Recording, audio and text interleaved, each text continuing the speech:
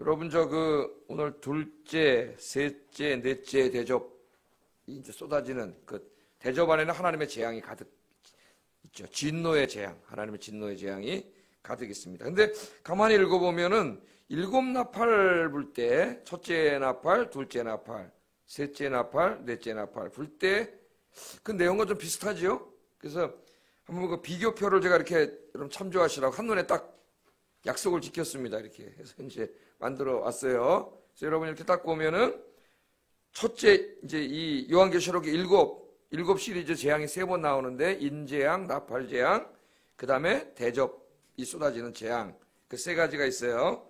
그래서 그 3가지를 이렇게 이제 묶어놔 봤습니다. 여러분 한눈에 이렇게 딱 보이시죠? 성경책 하나 찾아보려면 이렇게 잘 비교가 안 되는데 이렇게 딱 한눈에 들어옵니다. 그래서 일곱 나팔, 일곱 대접은 시간 순서대로 이렇게 일어나는 재앙이 아니라 이렇게 말씀을 드렸고, 그죠? 또 예수님 재림하시기 직전 7년 전에 일어나는 7년 대환란에 일어나는 일들도 아니다. 이 재앙들은 2000년 전에 예수님이 이 땅에 오신 때부터 다시 재림하실 때까지 그 사이에 일어날 일들, 사이에 일어날 일들이다.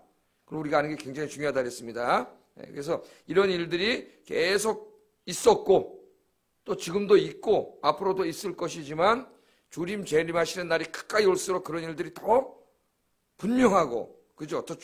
더 아주 뚜렷하게 또 강도 있게 그렇게 나타날 것이다. 그렇게 말씀을 드렸어요. 그래서 특별히 일곱 대접 재앙이 주님이 재림하시기 직전에 가까웠을 때 일어날 일들이다. 도표 이렇게 다 나눠드렸죠. 그래서 오늘 이제 이렇게 보면은 일곱 나팔에서 이제 첫째 나팔이 불 때 우박이 땅에 떨어졌어요. 그래서 인간이 먹고 살아가야 될 식물들, 곡물들이 피해를 입는 그런 재앙이 있었는데 일곱 대접 재앙도 첫 번째 대접이 어디 쏟아졌어요? 땅에, 어제 우리 공부했죠. 땅에 쏟아졌어요. 근데 조금 다른 게 뭐냐면은 나팔을 불 때는 곡물,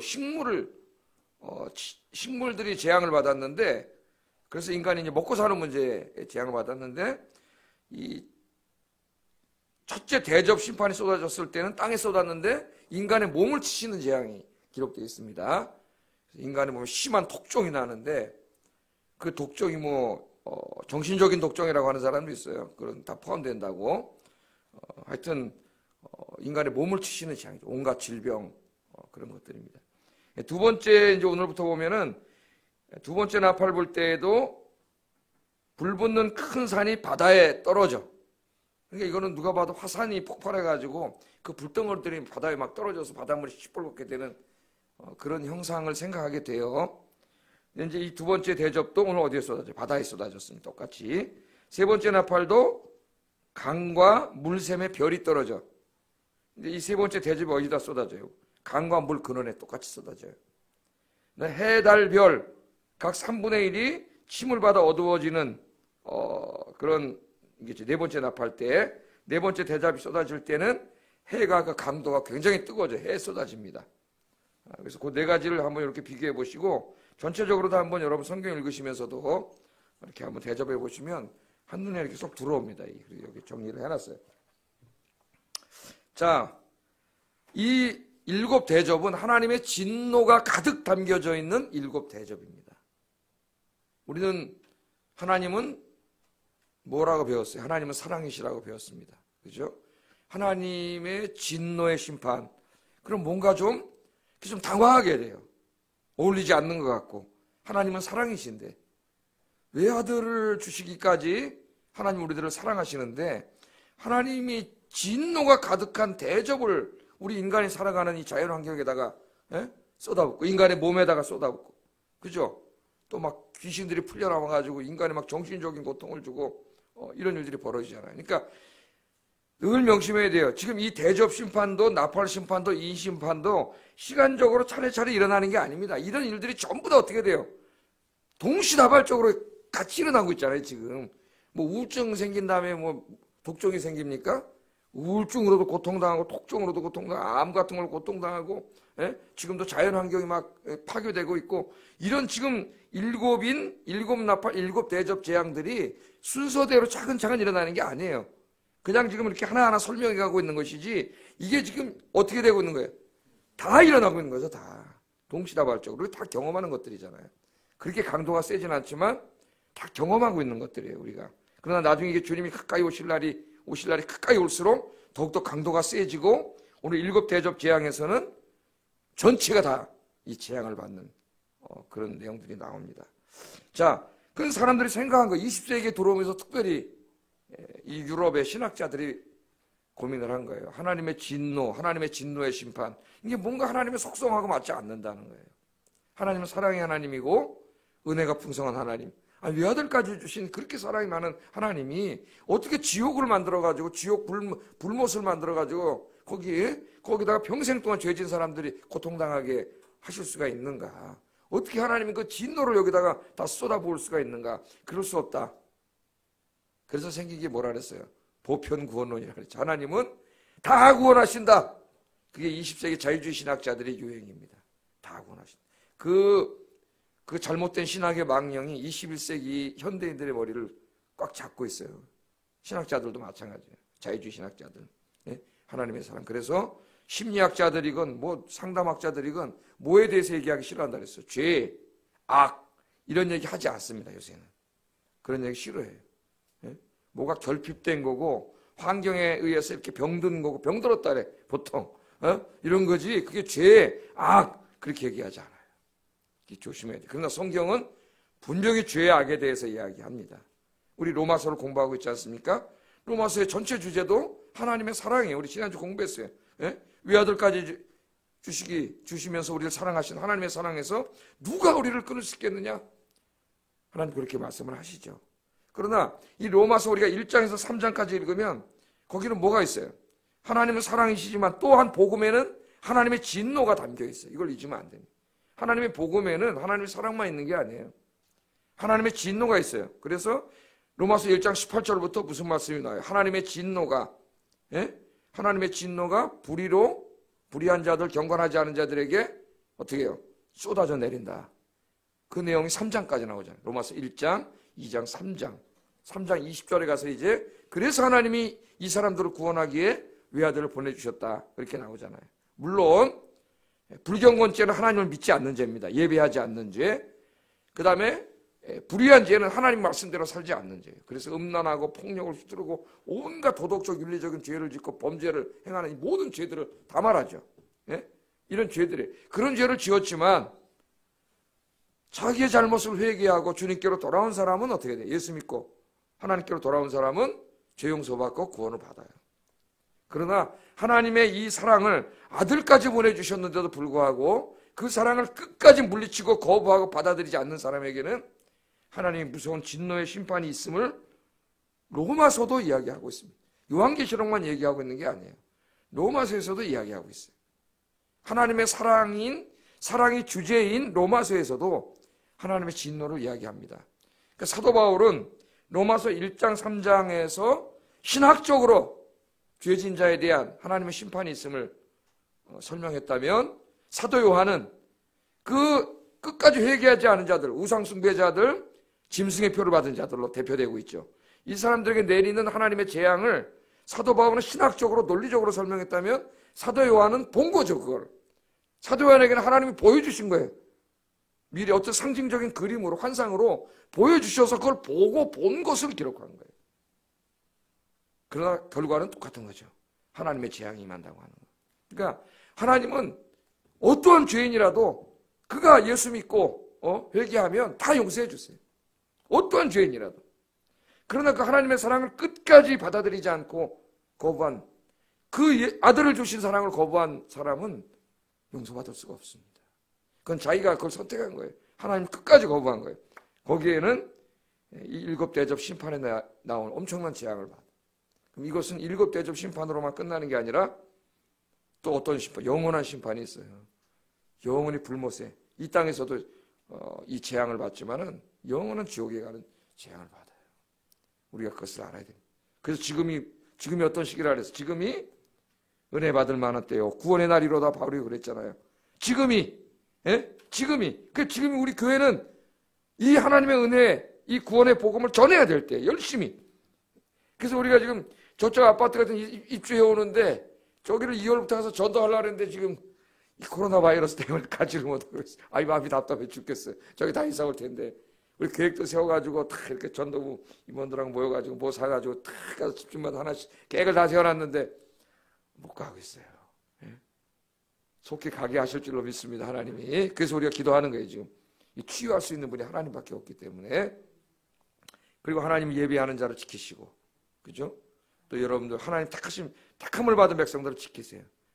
그래서 다윗이 항상 뭐라 그래요? 여호와는 나의 피난처이시다. 피난처. 이 난리통에 여러분의 피난처가 어디예요? 하나님밖에 없어요. 하나님밖에. 그래서 늘 기도하고, 여러분 직장에서도 기도하고 집에서도 기도하고, 저도 요새 막 눈 맞으면 기도하고 뉴스 보다 기도하고, 뉴스는 잘 안 봐요. 그래서 하도 교회 가지고 화가 나가지고 입에서 뭐가 나올까요? 이런 이게 나는 제주잖아. 그 말도 안 되는 소리를 해서 예배드리는 교회를 폄하하려고 하는 그런 자들. 제가 어제도 말씀을 드렸지만 계속 기도하는 거예요. 확진자가 때문에 그렇습니다.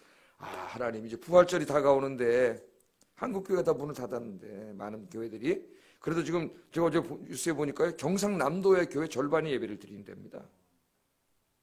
경상남도 교회 절반이 예배를 드린대요. 와, 역시 그 고신의 전통. 그 경상남도 부산 이쪽이 신사참배 끝까지 안 한 사람들이고 옛날로 말해 역사지만은 우리 합동은 그렇지만 신사참배 한 교회. 우리 합동 총회에서 그 당시에 이름 날리던 목사들이 모여가지고 신사참배를 가결한 부끄러운 역사를 가지고 있어요. 그건 우상숭배가 아니다.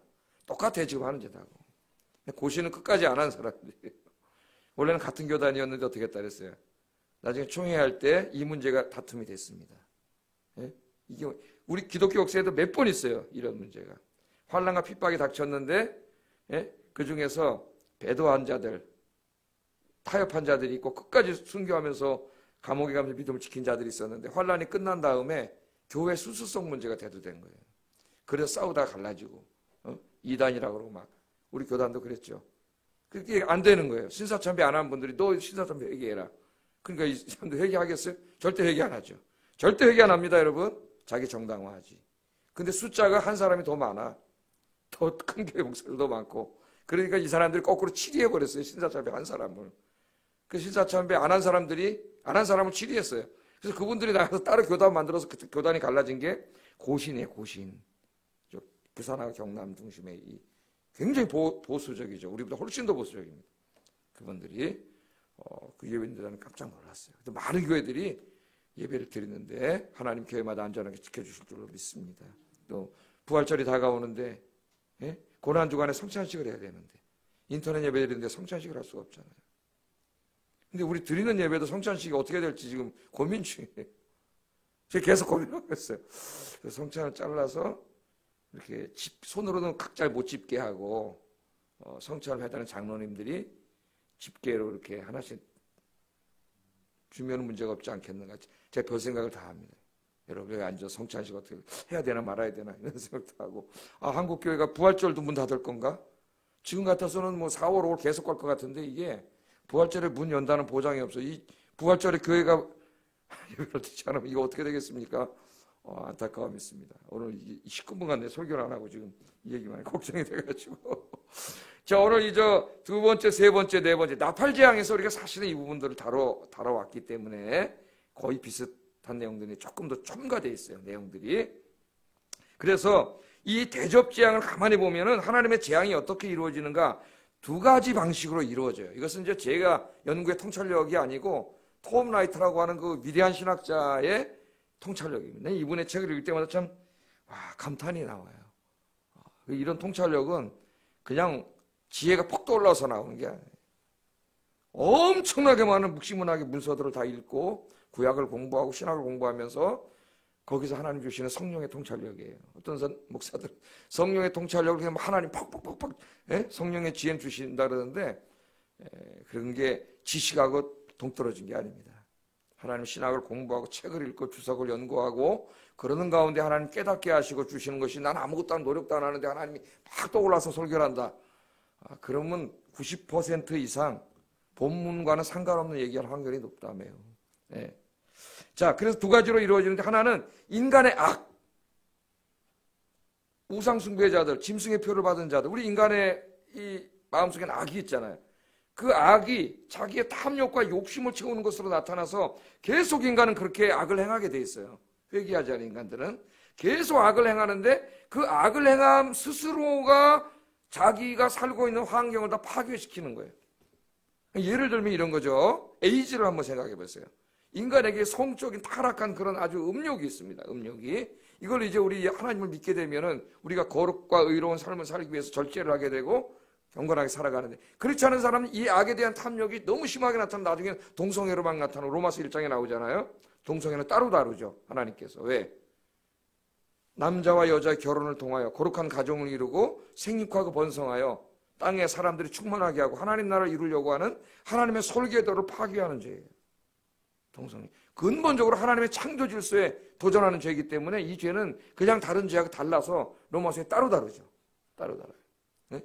이 동성연애까지 가는데 지금 전 세계 유럽에 있는 선진 국가들이 대부분 동성연애 합법화하고 있고, 미국에도 절반 정도의 주가 합법화하고 있습니다. 지금 우리나라에도 곧 이 문제가 지금 소수 인권 보호라 그래가지고 계속 와서 총회에서도 지금 계속 사인해달라고 오고 있어요.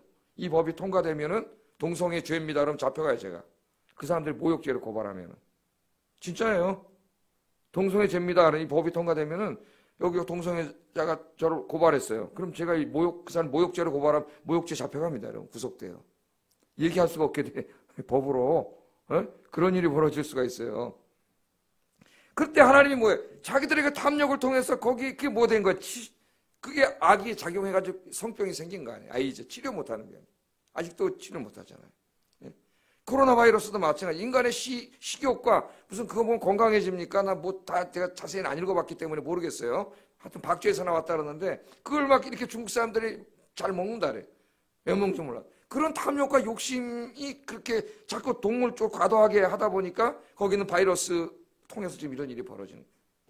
그러니까 이런 거예요. 오늘 환경 재앙도 인간의 탐욕과 욕심으로 계속 돈을 벌려고 폐수라든가 막 농약물 이런 것들을 막 몰래 막 강물로 버리다 보니까 강물이 막 다 오염되고 바다가 오염된, 인간 스스로가 만드는 거죠. 그러니까 이처럼 인간의 악, 탐욕과 욕심 이런 것들을 통해서 더 많이 자기가 뭘 가지려고 막 악을 행하면서 그 악의 결과가 스스로를 망가뜨리는, 이렇게 재앙을 일으키는 이 첫 번째 이것이고, 두 번째는 그것이 너무나 관영했을 때는 하나님이 직접 치시는 재앙입니다. 그러니까 이 두 가지로 구분할 수가 있어야 돼요. 두 가지. 그러나 결과는 똑같죠. 우리가 당하는 거나. 자기 스스로가 악을 행해가지고, 그죠? 스스로가 살 수 없는 사회를 만들어 놓고 환경을 만들어 놓는 그렇게 되는 재앙이 있고, 그게 너무 관영할 때는 이제는 하나님이 일곱 대접 마지막에는 하나님 치셔가지고 종말론적인 재앙이 있는 거예요. 이 두 가지를 생각하면서 이 일곱 대접을 우리가 생각해야 됩니다. 자, 그럼 빨리빨리 나머지는 가보겠어요. 자, 그 대접을 바다에다가 쏟았는데 나팔재앙 때도 바다에 쏟았죠. 예? 붉은 산이 바다로 떨어졌어요. 자, 그랬더니 바다 색깔은 초록빛 바닷물에 초록빛이. 근데 바다 색깔이 우리나라 해안에 가니까 다 다르더라고요. 저 서해안으로 가면 좀 뿌옇고 좀 깨끗하지 않아, 바닷물이. 남쪽으로 가면 팍 쪽빛이에요. 진짜 그리고 또 어떻게 보면 초록색이에요. 초록빛, 파란빛. 지금 바다가 너무 깨끗하죠. 저는 동해안 쪽을 좋아하는데, 바다가 피가 됐다는 얘기는 아니고, 피같이 됐다. 피 같은 색깔, 시뻘겋게 됐다는 거예요. 그래서 바다 가운데 사는 모든 생물이 바다에 다 죽었어요. 우리 바다에 가면 회도 먹고 막 생선찌개도 먹고 막 그 바다 싱싱한 생물이 많은데 이게 싹 죽는 재앙입니다. 죽는 재앙. 이것은 이제 출애굽기 7장에 나오는 첫 번째 재앙, 나일 강물이 시뻘겋게 변하는 그 재앙에서 가져온 거예요. 그러니까 지금 여기 일곱 나팔, 일곱 대접 재앙의 이미지는 전부 출애굽할 때 10가지 재앙에서 그 이미지를 가져왔습니다. 하나님을 대적하는 바로 왕과 그 애굽 사람들에게 하나님 재앙을 내리는 거죠. 똑같잖아요. 하나님을 대적하는 로마 왕과 로마인들에게 재앙을 내리는 것이고, 오늘 우리 시대에는 하나님을 대적하는 모든 국가, 정권, 이데올로기, 그런 사람, 문화들, 지금 예배드린다고 막 교회를 잡아먹으려고 하는 저런 세력들을 향하여 내리는 하나님의 재앙이에요. 하나님의 재앙. 자, 이 두 가지가 있어요. 크게 이게 문자적으로 해석하는 분이 있고 상징적으로 해석하는 복음주의 학자들 안에서도 문자적으로 해석한다면 진짜 바다를 치는 재앙이라고 볼 수가 있습니다. 자연 환경에 대한 재앙이에요. 예? 이게 어떤 일이냐? 요새 우리가 보면 바닷물이 시뻘겋게 변하는 게 뭘까? 이게 문자적으로 이제 해석을 하려고 하는 신학자들이 생각해 보니까 21세기, 20세기 우리가 살아오면서 경험했던 것은 바다의 적조 현상, 바닷물이 시뻘겋게 되는 거죠. 예? 그거는 뭐예요? 적조 현상이 왜 생깁니까? 산업 해수나 도시 해수가 바다로 유입되죠. 예? 지금 여러분 한강물을 보세요. 얼마나 더러운데 그게 다 어디로 들어가요? 바다로 들어가죠. 바다. 그러니까 제주도 거기 한번 가보니까 에일인가 뭐더라고 있어요. 하여튼 그런 동네가 있는데 그날 그 제가 갔는데 태풍이 와가지고 바닷물이 뒤집혔어요. 한번. 와 완전히 개굴창물이더라고. 바닷물이 깜짝 놀랐습니다. 밑에 있는 오염된 게 가라앉아 있다가 다 위로 올라와 버리니까 제주도 바다가 그렇게 더러운지네. 이게 다 이렇게 거꾸로 올라와가지고. 그래서 이런 것들이 들어가면 바닷물질이 프랑크톤이 과다 번식해가지고 바닷물이 적색으로 변하는 적조현상이라 그러죠 우리가. 예? 적조현상이 나면 어떻게 됩니까? 물고기들이 떼죽음을 당하게 되고 바다는 죽음의 바다로 변하게 됩니다. 죽음의 바다로. 그것을 한번 생각해 본 거예요. 우리나라에 보면은 적조현상이 주로 7월에서 9월 사이에 진해만 중심으로 발생하는데 인천, 울산, 충무 등에서 주로 굉장히 많이 이 적조현상이 발생을 합니다. 그래서 이게 한번 적조현상이 발생하면 바다를 다시 살린다는 건 거의 어렵다 그래요. 죽은 바다를. 살리기는 굉장히 어렵다 그래요. 이 해수 오염 현상이죠. 그런데 지금 만약에 이런 현상이 전 세계의 바다에서 다 일어나요. 전 세계 바다에서. 지금 그래도 우리 남해안만도 깨끗하잖아요.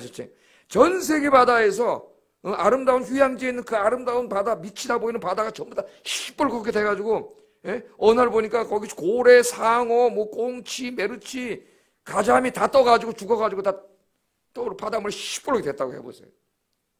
그 끔찍한 거죠. 그건. 살 수가 없는 거죠, 사람이. 바다가 재앙을 받았지만은 인간이 살 수가 없죠. 인간도 죽죠, 거기서는. 그런 재앙입니다. 냄새가 더 썩은 냄새로 진동을 하겠죠.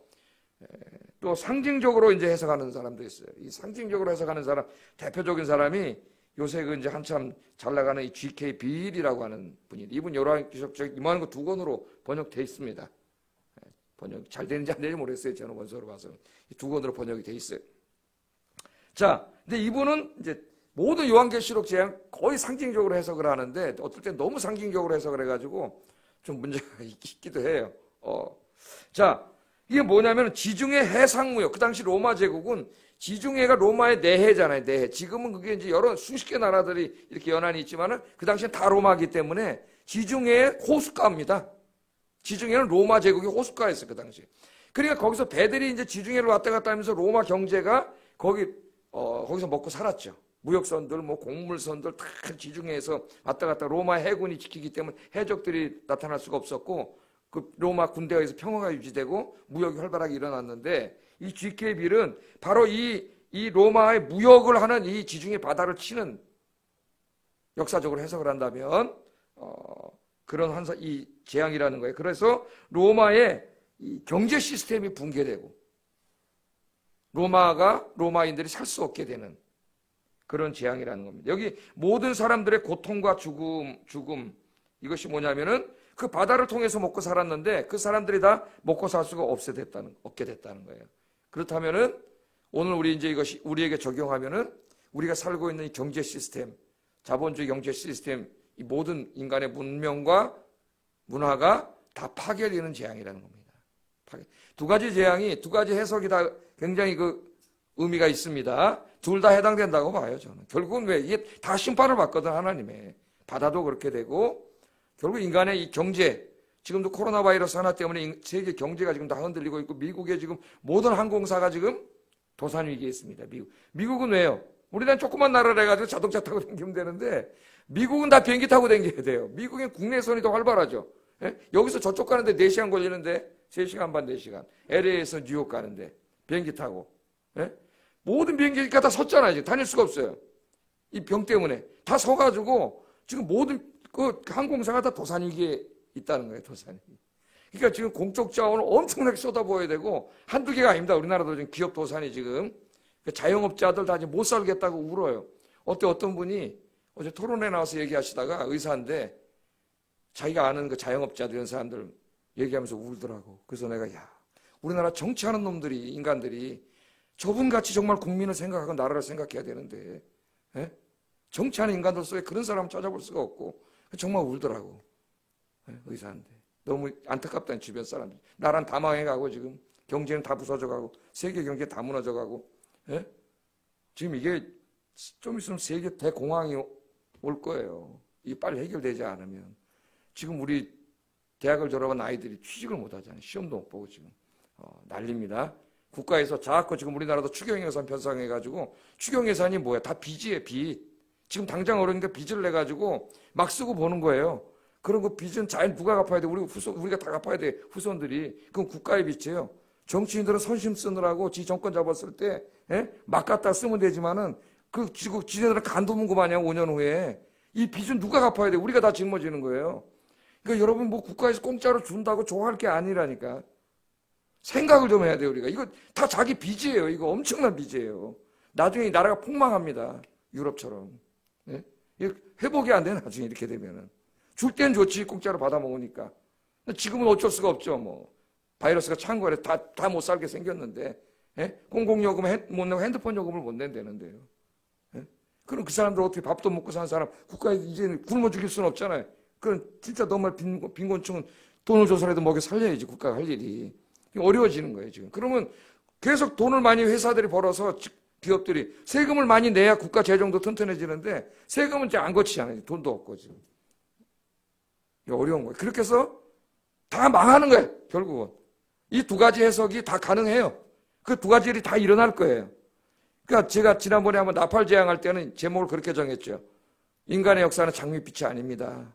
우리가 살고 있는 자연 환경이 지금 봄이 오고 꽃이 피고 아름다운 것 같지만 이렇지 않다는 거예요. 이게 영원하지 않고 우리 세상이 다 지금 너무 살기 좋은 세상인 것 같지만 이 세상이 그렇지 않다는 거예요. 19세기, 20세기 초까지 유럽이 계몽주의라고 하는 이 낙관주의 사상이 인간을 영웅시하고 인간은 만물의 영장이고 인간이 하나님이고 하나님은 없고 인간의 이성이 하나님이다. 우리 인간이 얼마든지 스스로 천국을 만들 수 있다. 그렇게 교만하게 해가지고 막 큰 낙관주의에 들떴다가 1차 세계대전이 꽉 난 거예요. 그래서 전부 총쏴 죽이다 다 유럽 문명이 세계 문명이 다 무너진 거예요. 조금 있다가 또 2차 세계대전이 일어나가지고 다 무너진 거예요. 그 인간의 교만이 다 꺾인 거예요. 지금 전쟁, 바이러스 하나로 세계 문명이 다 꺾인 거예요. 하나님이 이렇게 이제 막 경고하는 거예요. 근데 대접은 이게 마지막 때 일어나는 일이기 때문에 이제 지금 우리가 이것을 경험하고 있지만 잠시 잠깐 오면 이게 한 번에 콱 하나님 때리실 때가 있어요. 그럼 끝입니다. 다 죽는 거예요, 거기서는. 이 세상에 대한 심판이 있다는 걸 알아야 돼요. 자, 두 번째, 지금 몇 시요? 34번이죠. 세 번째 천사가 어디다 쏟았어요? 그 대접을 강과 물 근원에 쏟았다. 이것도 나팔 재앙할 때 우리가 공부했죠. 문자적으로 해석하면은 강과 물 근원에 쏟아지는 재앙이죠. 바닷물이 다 시뻘겋게 됐어요. 산과 강으로 물을 들어갔는데 거기 물도 다 어떻게 됐어요? 거기 물도 다 피부처럼 시뻘겋게 됐어요. 이것도 문자적으로 해석하면은 우리 인간들이 여기다 공장 폐수라든가 이런 생활 폐수, 농촌 폐수 이런 거 막 보내가지고 딱 물을 더럽게 하는 거죠.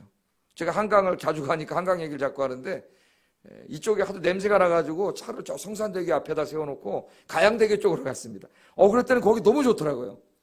이쪽으로 가니까 한강 쪽으로 가니까 숲이 쫙 대가 시골길을 걷는 듯한 느낌을 받았어요. 거기서는. 근데 한강물을 딱 보고 기가 버렸어요. 완전히 시궁창물이더라고요. 한강물이. 냄새가 나요.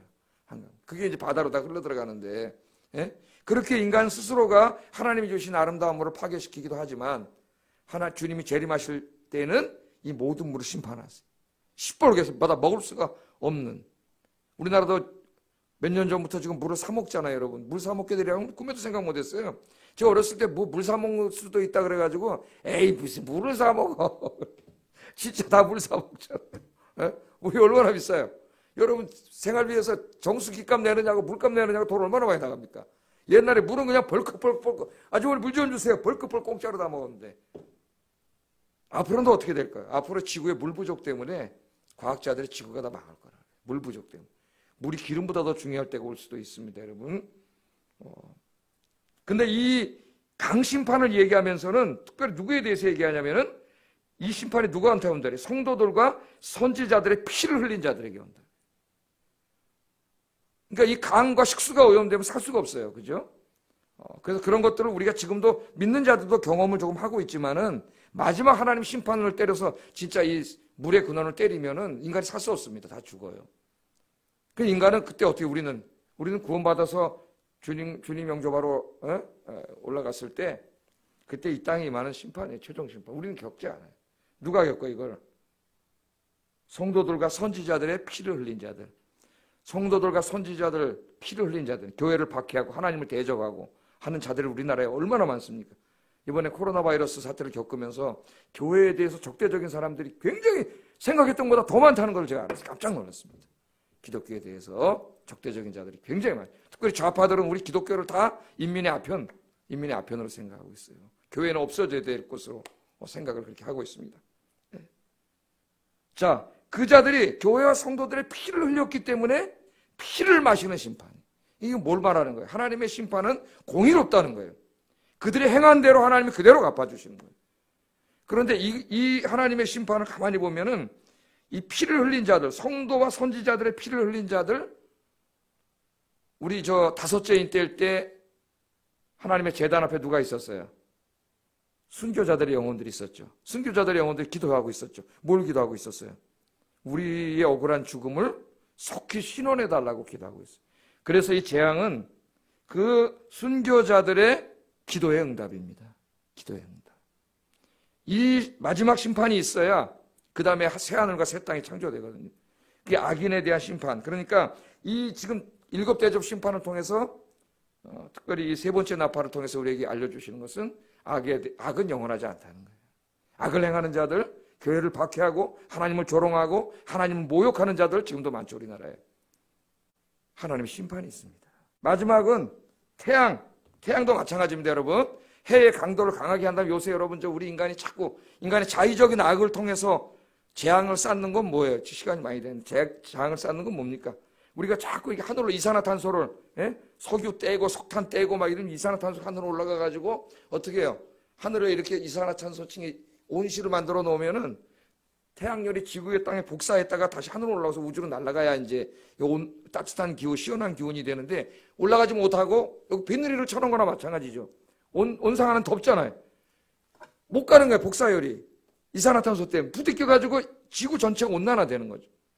그러니까 어떻게 남극에 물이 녹는 거예요. 남극, 북극 때문에 지금 이렇게 이제 기온이 온화하게 유지가 되는 건데 이게 다 녹아가지고 해수면이 높아지고 그렇게 되는 거죠. 또 우리가 오존층, 자꾸 프레온가스, 냉장고 이런 거 떼가지고 프레온가스가 올라가면은 오존층에 구멍을 내버리면은 태양빛이 비치는데 자외선, 적외선 그냥 다 날라와가지고 이제 떼면은 피부암에 걸려서 사람들이 엄청난 피부암으로 고통당하는 거예요. 열은 세지고. 아마 우리가 문자적으로 해석하면은 태양에 쏟아지는, 그래서 태양이 강렬해져가지고 인간을 죽이는, 태워 죽인다고 하는 이 말은 그런 의미가 아닌가 하는 생각이 들어요. 네? 그러니까 마지막에 그런 일들이 벌어지고 우리는 지금 그것을 경험하고 있습니다. 그러니까 우리가 이제 한번 이걸 정리해 보면은, 자, 7 대접 심판은 주님이 재림하시기가 가까이 왔을 때 어느 때부터 이렇게 벌어지는 것이라고 제가 그랬습니다. 그러니까 그런 것들이 지금 이렇게 벌어지고 있다면 믿는 사람들도 어느 정도는 경험을 이렇게 하면서 살겠지만은 마지막 주님이 재림하실 때는 이것이 어떻게 돼요? 동시다발적으로 다 쏟아지기 때문에 여러분 생각해 보세요. 바닷물이 시뻘개져가지고 막 생선이 다 공중으로 떠오르고 물을 먹으려고 했더니 강물, 식수물, 샘물, 모든 산에 있는 물들이 다 시뻘개져가지고 비린내가 나서 물을 먹을 수가 없고 태양빛이 막 강렬하게 내리쬐가지고 피부암에 걸리고 막 기후온난화 현상이 일어나서 물이 넘치고 지진이 일어나고 해일이 일어나고 살 수 있겠어요? 없겠어요? 무서운 재앙이 마지막 때 있습니다. 마지막 때. 인간의 죄에 대해서 하나님이 심판하시는 거예요. 지금 저들이 말하잖아요. 하나님 어딨냐? 하나님 어딨냐? 있으면 한번 심판해봐라. 응? 요새 세상이 조롱합니다. 하나님 어딨냐? 그래요. 그 예수님이 십자가에서 돌아가실 때 생각이 나더라고요. 내가 요새 뉴스를 보면서. 예수님이 십자가에 달려 돌아가실 때 그 제사장들, 레위인들 지나다니면서 뭐라 그랬어요? 야, 임마! 네가 메시아야? 너 메시아, 네가 구원자야? 너 한번 십자가에서 내려와 봐라. 그럼 내가 너 믿을게. 성경을 읽으셨잖아요. 조롱하고 지나가잖아요. 예수님이 못 내려오시겠어요? 창조주 주님인데? 나 같으면 내려와 버렸을 거예요, 그냥. 근데 우리 예수님 내려오시면 우리가 구원받지 못해요. 그 조롱과 모욕과 고통을 다 당하신 거예요. 오늘 교회 얘기잖아요. 하나님이 어디냐, 하나님 교회 가면. 예?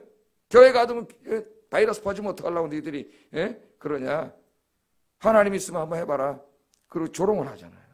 왜 그 조롱에 교회가 문을 닫아야 되는지 이해할 수가 없습니다. 하나님 살아계시면 세상에 보여줘야 되는데, 하여튼 인간의 죄에 대해서는 이 대접재앙을 통해서 보여주었듯이 그게 인간의 몸을 치는 재앙이든 아니면 정신적인 고통이든 아니면 이 우리 땅 이 환경을 치시는 재앙이든 모든 것들이 다 죄의 값을 받는다는 거예요. 그러나 그렇게 재앙으로 끝난다면 우리는 무서워서 못 사는 거죠. 그러나 예수 믿고 구원받은 사람들은 마지막 대접이 다 쏟아지는 재앙이 있을 때 주님 재림하시기 때문에 그때 우리는 구원받게 됩니다. 할렐루야. 그래서 잠깐 동안 공중에 주님을 영접할 때에 이 땅에 심판이 이루어지고 하나님이 이 세상을 그 다음에 어떻게 해요?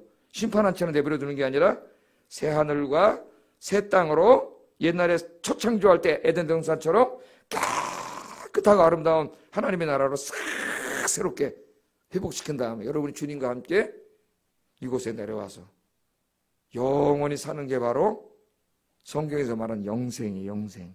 그러니까 여러분은 이 복을 받았잖아요. 이 재앙을 생각할 때 얼마나 복받은 분들이에요. 여러분들이. 예? 또 몸을 치는 막 독종재앙과 정신적인 고통을 주는 우울증, 불안증 이런 게 지금도 마귀가 막 활동할 때에도 성령의 인침을 받은 여러분들은 성령님이 지켜주시잖아요. 마귀가 감히 오질 못해요. 성령이 지켜주시기 때문에. 눈에 안 보이지만 보이지 않는 하나님이 여러분 그늘막을 치시고 날개 그늘 아래 시편 91편처럼 여러분을 보호해 주시고 계시는 거예요. 오늘도 보호해 주시고 영원히 보호해 주시고 할렐루야. 이 주님 의지하고 오늘도 평안한 하루 사시고 믿지 않는 자들은 이 심판을 받아야 되는 늘 요한계시록의 중요한 주제 중에 하나가 예배와 전도입니다.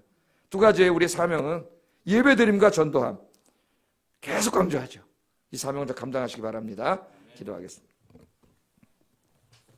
여러분들은 그냥 아무나 아닌 사람이 아니에요. 하나님께서 인치시고 이 모든 재앙으로부터 지킴을 받는, 보호를 받는 그런 하나님의 백성들, 구원받은 백성들입니다. 감사합니다, 하나님. 이 은혜 감사하면서 이 불쌍한 사람들을 바라보고 전도하고 감사 예배를 드리며 살게 해주세요. 기도하겠습니다. 사랑과 은혜가 충만하신 아버지 하나님, 너무너무 감사합니다.